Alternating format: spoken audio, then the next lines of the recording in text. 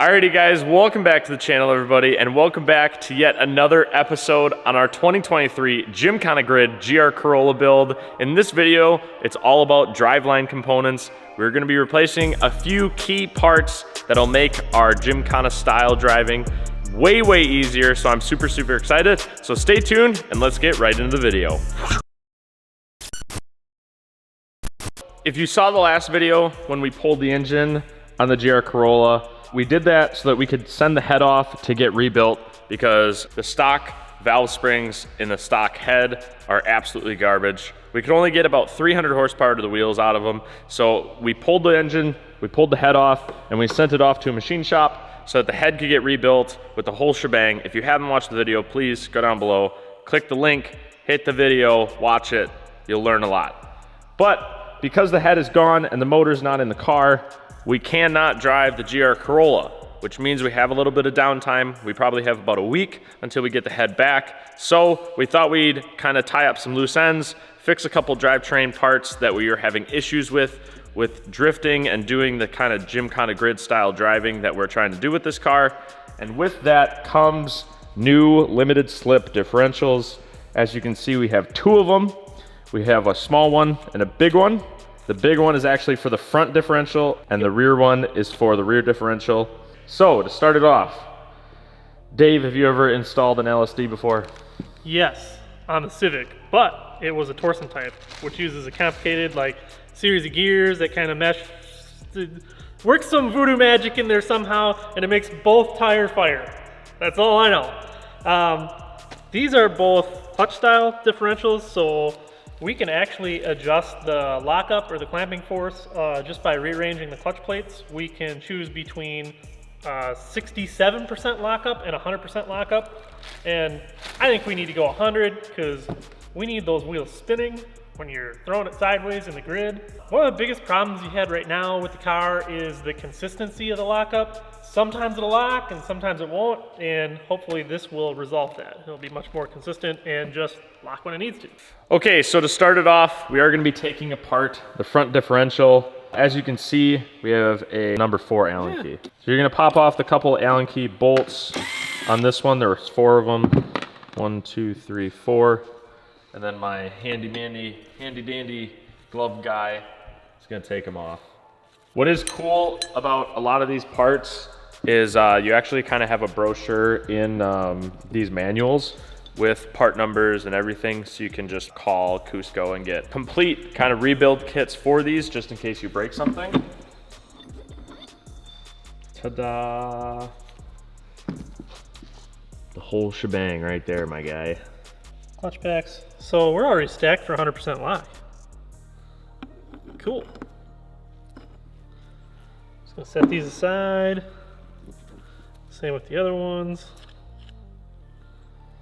And you can see by 100% lock, he means that they're every other. So thick one, thin one, thick one, thin one, thick one, thin one. Versus stacking like thin, thick, thin, thick type of deal. It's kind of complicated, but the directions actually do a pretty good job of explaining it. Pretty easy to understand. There's honestly not that many pieces to it when you really get into it.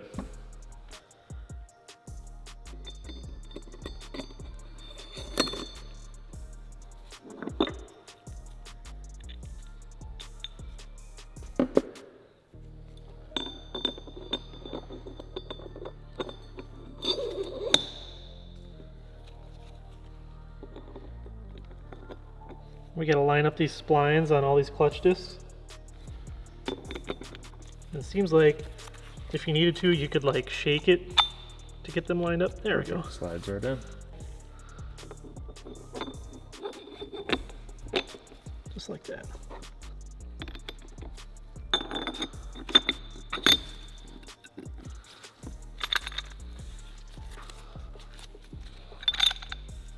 Gotta make sure it slides down for clearance for the clutch packs. And then you can see right here, this is a perfect example. So you have a thin one that doesn't go into these outside grooves, and the next one goes into the outside grooves, thin one, thick one, thin one, and last but not least, another thick one. And then you have the final casing. Okay, so we have the front differential already set to go. Dave's just putting it back together. And now we move on to actually installing the front diff. I'm gonna be honest with you guys, this is gonna be a feat.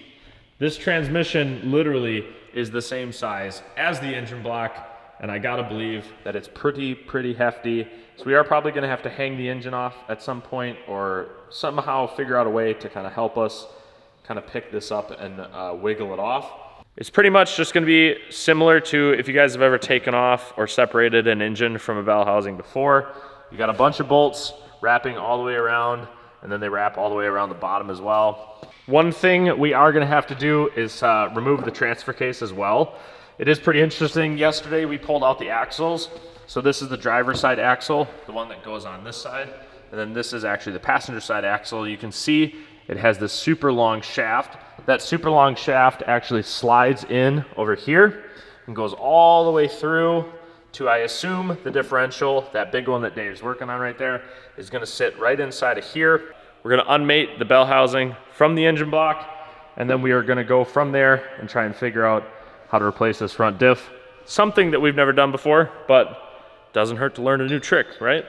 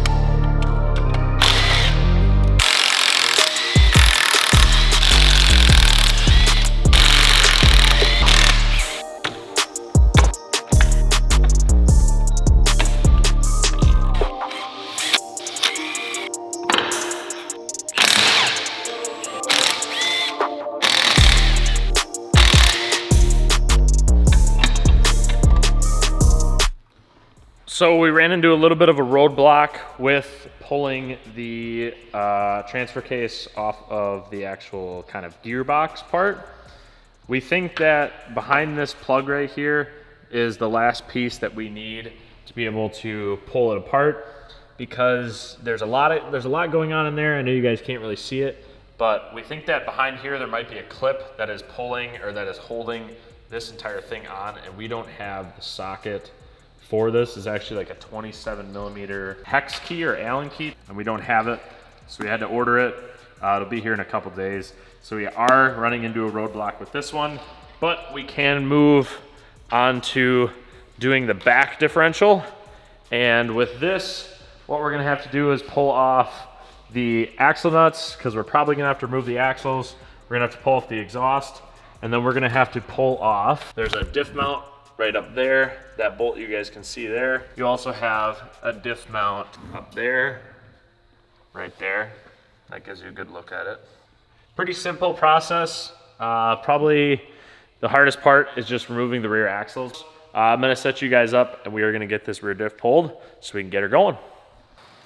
I don't have a whole ton of room to go forward, but there's some.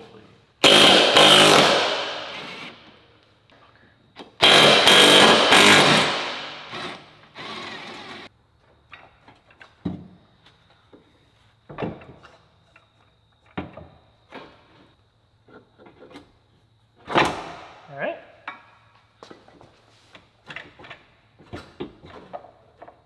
Should be clear. So here we go, you guys. We got the frickin' rear diff pulled. Definitely does not look like a rear diff. Looks funny, doesn't it? It's got a nice little cylinder job up here. Which part do you think is the part that overheats, Dave? Well, this is the clutch pack right here. Yeah, yeah, for sure, for sure. I think it's this part. This part right here likes to overheat a little bit. We got a couple wires running for the, it's probably like a magneto or some sort of magnet force. And this guy, it's a temp sensor. Yeah. It uses the So the that's ABS for the thing that's shutting us off. We can just unplug that. Memes. I mean, I could just set it to infinity Look at that. What is this? Why is there just a weight on there? for harmonics. Isn't that crazy? Big old, let's just stick some lead on there, you know? Probably quiets it down quite a bit for road noise, diff whine, shit like that.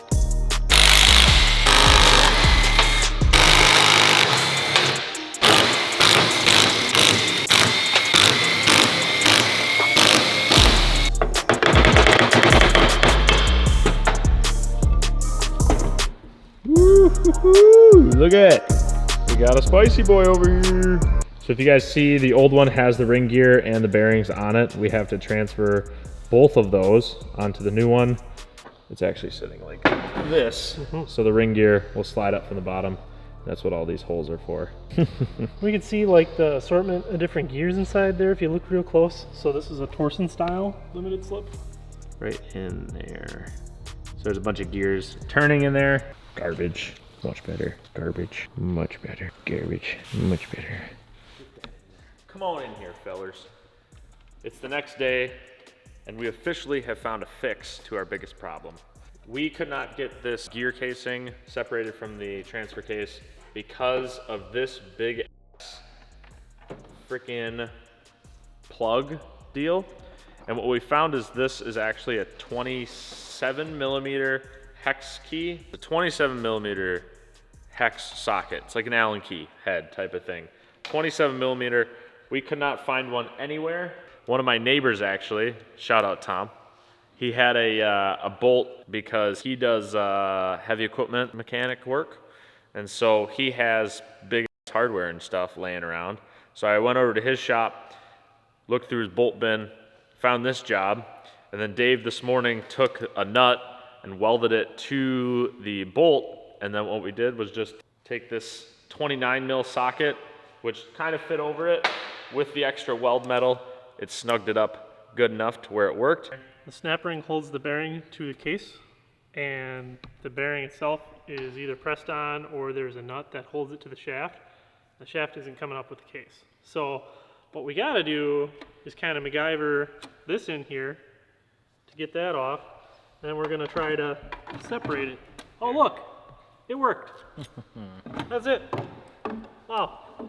Where do you want to go with this? You got her? Oh. Might have something else holding it. Nope, I lied. Boom!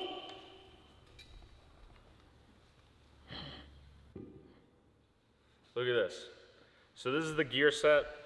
Over here, you have all the shimmy jings and doo-doo-doos and the clutch lever and all that stuff. This is not what we're here for. We're here for this part. So this is the back side of the differential, the ring where the ring gear mounts. So right now, we're looking at it like this. So this piece sits in there like that, and then this ring gear mounts with all these bolts all the way around. Alrighty, so I'm gonna be honest. I was just editing this video and I realized that I did not shoot an outro. So here we are. I'm gonna bring you guys up to date before this video ends on everything that we have going on, because by golly, it is a lot. We're gonna start off here with the rear differential. As you can see, we have the casing and we also have the rear diff, the old one and the new one. The ring gear, we need to get it cleaned a little bit. There's a little bit of gunk in the threads, and we don't like gunk in our threads. Nobody should like gunk in their threads because it messes with your torque specs. Moving on to the front differential, we actually have to get rid of these bearings. We're gonna pop the ring gear off. The ring gear is gonna be installed on the new differential, and then we actually need a new set of bearings for both differentials, and that is the roadblock that we're running into. We don't want to use these old bearings off of the old differentials because it is a risk point, because we might damage them when we're taking them off or reinstalling them on the new ones.